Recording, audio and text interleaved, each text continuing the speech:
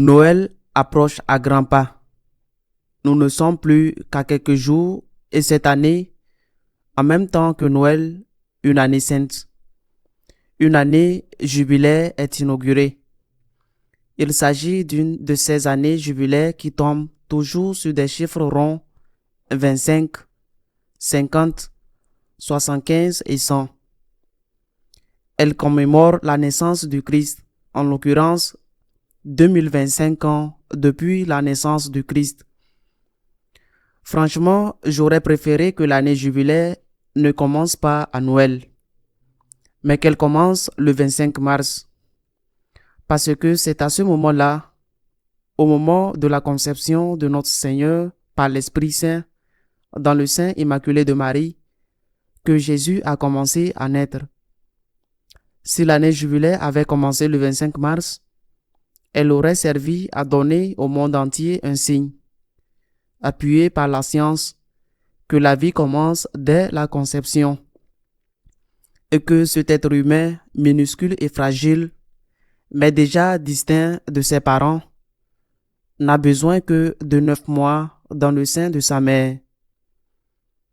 Cette année jubilaire, par la décision du pape, une décision brillante, sera consacrée à l'espérance. Je crois que c'est une vertu toujours nécessaire et aujourd'hui indispensable. Nous sommes au bord d'une nouvelle guerre mondiale. Une guerre qui, comme le pape l'a dit à plusieurs reprises, se déroule déjà par morceaux. Par exemple, l'Ukraine ou ce qui s'est passé récemment en Syrie, ce qui se passe encore dans la patrie de Jésus.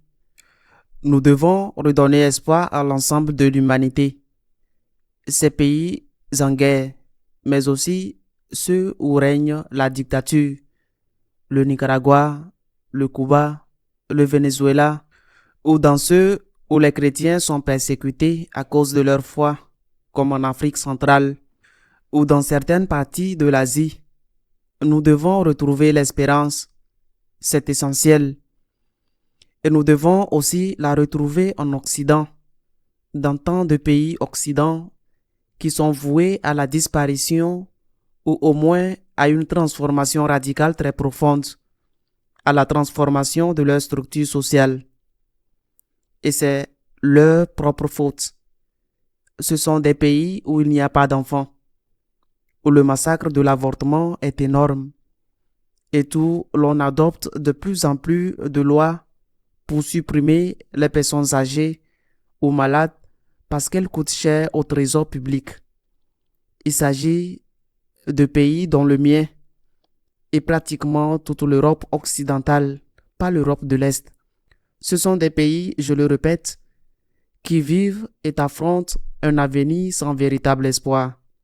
C'est pourquoi je pense que c'est une idée brillante de dédier cette année sainte à cette vertu la plus importante. Mais nous ne devons pas oublier que l'espérance n'est pas la première des vertus théologales. La première de ces vertus est la foi. La foi dans ces deux dimensions, la division rationnelle, je crois, ce que l'Église enseigne, et la dimension spirituelle effective, j'ai confiance. Je crois et je fais confiance. Je crois en Dieu, j'ai confiance en Dieu. De cette foi découle l'espérance qui consiste à accepter ce que le Christ a promis et à être sûr qu'il l'accomplira. L'espérance dans les promesses de notre Seigneur, dans l'accomplissement de ses promesses, dans le fait qu'il n'abandonnera jamais son Église, qu'il est présent dans l'Eucharistie et que de là il dit « Venez à moi, vous qui êtes fatigués et chargés, je vous donnerai du repos », qu'il pardonne toujours nos péchés lorsque nous nous confessons, repentant et avec l'intention de nous amender. Et la grande promesse, c'est qu'il y a une vie éternelle et que nous serons avec lui au ciel si nous mourons dans la grâce de Dieu. L'espérance vient de la foi de croire et la foi de faire confiance. Et l'espérance, la deuxième vertu théologale, donne naissance à la troisième vertu théologale qui est la charité. La charité est la reine des vertus, celle qui ne passera jamais, comme l'a dit saint Paul, parce que la foi et l'espérance, quand nous serons devant Dieu au ciel, n'auront plus de sens. La charité aura toujours un sens, une charité qui a à son tour deux dimensions.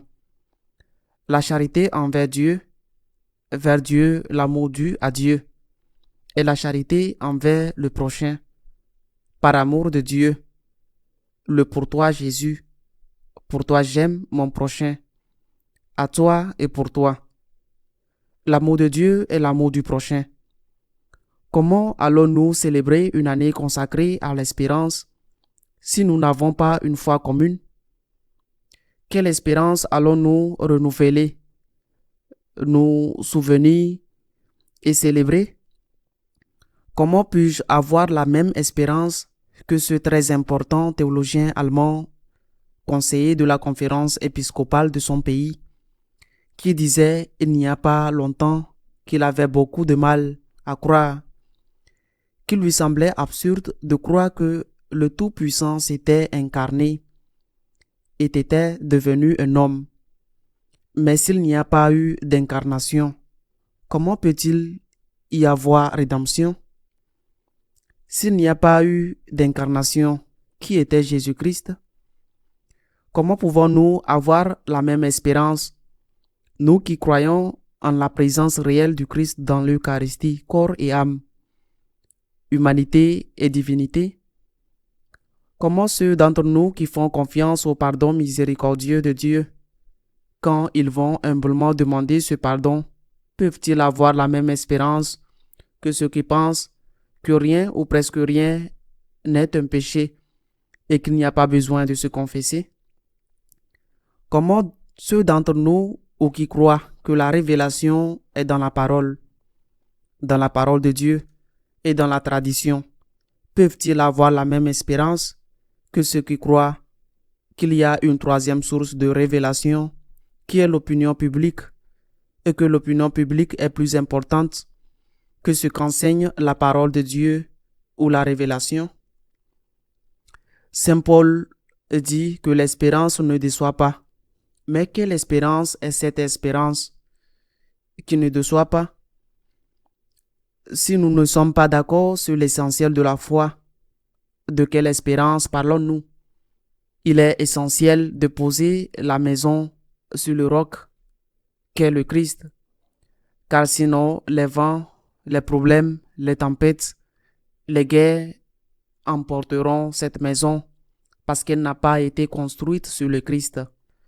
C'est pourquoi je pense qu'il est providentiel que juste avant le début de l'année sainte, cette semaine, le pape ait décidé et approuvé la canonisation de ce groupe de carmélites françaises de Compiègne qui ont été martyrisées à l'époque de la Révolution française, des femmes qui n'avaient fait que prier et qui ont été persécutées, expulsées du couvent, puis recherchées et conduites à la guillotine, simplement parce qu'elles avaient la foi et parce qu'elles avaient prié.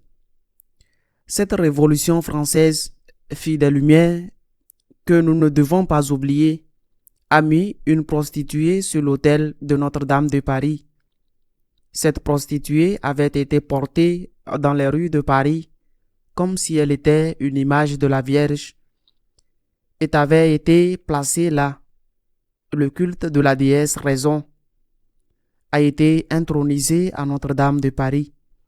Entre autres conséquences, la guillotine pour les carmélites de Compiègne. Je recommande d'ailleurs la lecture du merveilleux livre magistral de Bernanos, Dialogue des Carmélites, où il décrit les derniers instants de ces saintes femmes sous la forme d'un roman.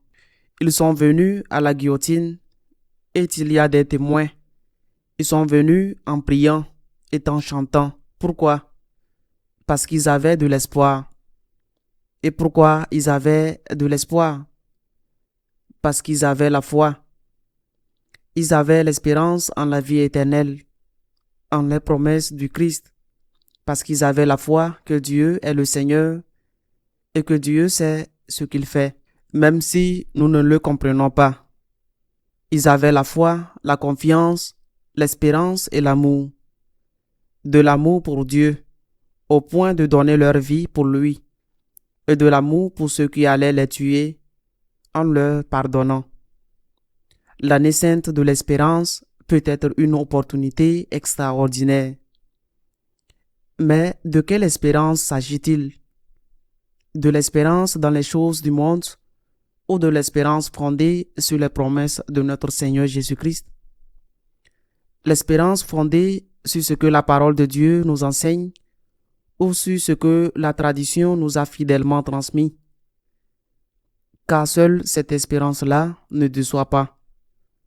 Tout le reste nous laissera ou laissera certains d'entre nous dans le même état ou dans un état pire que celui dans lequel vous commencez cette année jubilaire. Joyeux Noël à tous, joyeux et saint Noël. Que la paix de Dieu règne dans nos familles et dans nos cœurs. À la semaine prochaine, si Dieu le veut.